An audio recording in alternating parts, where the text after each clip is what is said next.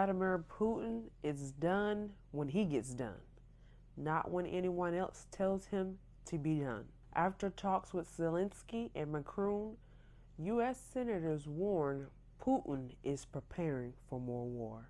Russian President Vladimir Putin is stalling at the peace table while preparing a new military offense in Ukraine. Two senior U.S. senators warned Sunday, arguing that the next 2 weeks could shape the future of a war that has already smashed cities, displaced millions, and redrawn Europe's security map.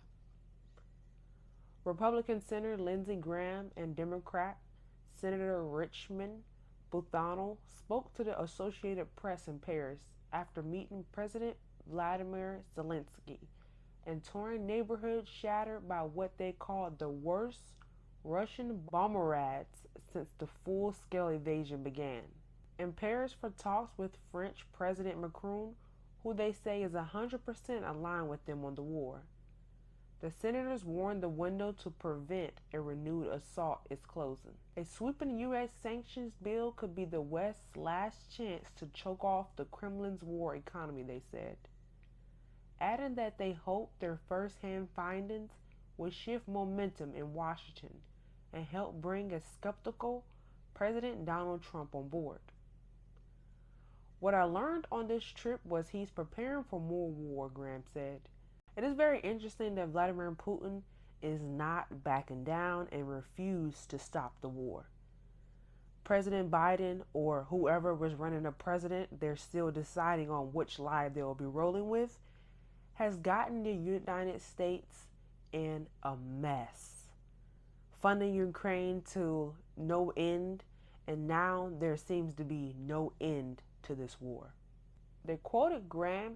Graham stated what he learned on the trip is that Putin is definitely preparing for more war. The sanctions proposed in legislation bone-crushing and said it would place Russia's economy on a trade island. It's a crunch time for Putin and for the world because Russia is mounting a new defense, he said.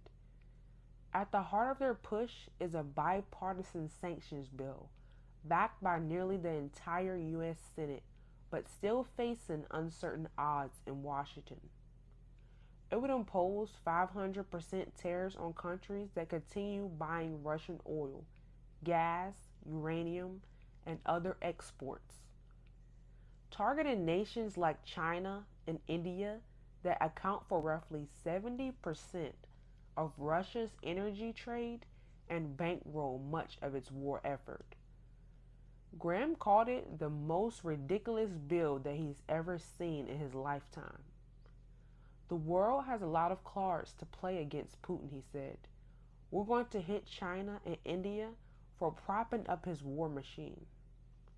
With peace talks yielding little and Trump's approach to Ukraine highly uncertain, Graham and Blumenthal have stepped into the breach, blunt emissaries on a lonely mission. Political opposites moving in lockstep. They're crossing Europe and the aisle with the moral urgency of two men trying to forestall another Russian offense before it's too late. Peace talks are scheduled to resume today, but Ukrainian officials say Moscow has yet to submit a serious proposal, a delay both senators described as deliberate and dangerous. Putin is playing Trump. He's taking him for a sucker.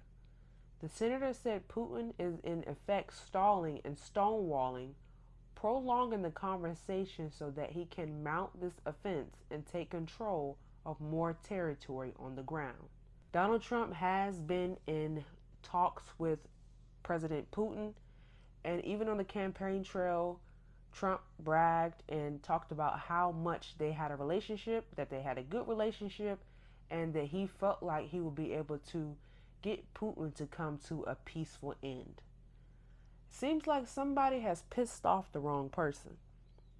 Not sure if it's Zelensky, but I don't think that Putin takes Trump as a joke. But however, when someone pisses you off, it doesn't matter who's telling you to back down. You want to win. Graham added, We saw credible evidence of a summer or early fall invasion, a new offensive by Putin. He's preparing for war. Trump has yet to endorse the sanctions bill, telling reporters Friday, "I don't know, I have to see it." Graham said the legislation was drafted in a consultation with Trump's advisors. Graham backed the president's diplomatic instincts, but said, by trying to engage Putin by being friendly and enticing, it becomes painfully clear he's not interested in ending this war. Putin helped the bipartisan support for Ukraine, at least in the Senate, and the proposal testimonies they plan to bring home to Congress and the Oval Office may help shift the conversation. He needs to see and hear that message as well from us, from the American people, he said of Putin. A moral reckoning. The senator said the war's human toll was impossible to ignore. Graham pointed to what Ukraine officials and Yale researchers estimate are nearly 20,000 children forcibly deported to Russia, calling their return a matter of justice, not diplomacy. Putin described standing at mass grave sites in Bucha where civilians were executed with shorts to the head.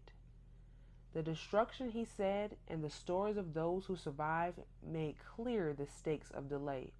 Putin is a thug. He's a murderer.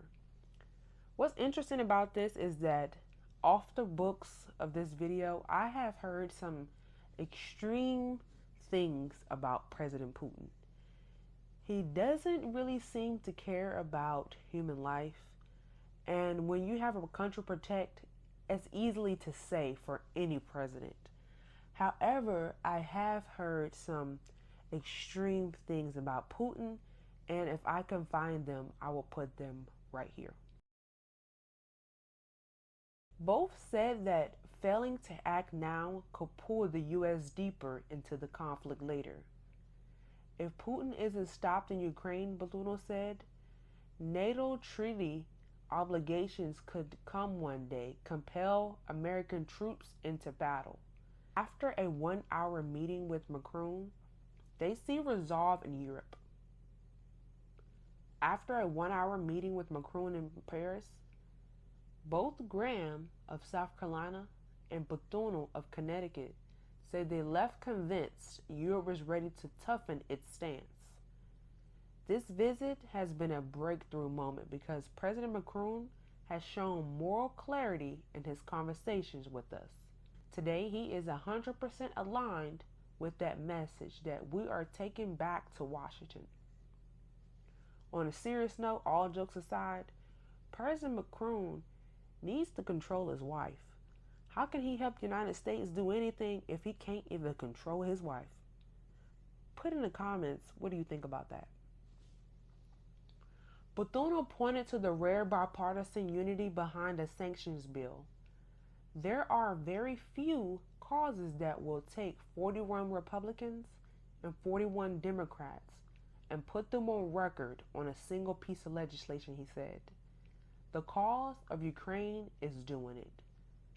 Ahead, Ukrainian military leaders are set to brief Congress and a sanctions vote could follow. President Trump said we'll know in 2 weeks whether he's being strung along, Graham said. There will be more evidence of that from Russia on Monday. I don't have a side, but I do have a message. Any war is very serious, and we do not want to see war. We want to see peace. What is it going to take for these countries to come to a serious peace talk? President Trump has been in a conversation with Putin about peace talks.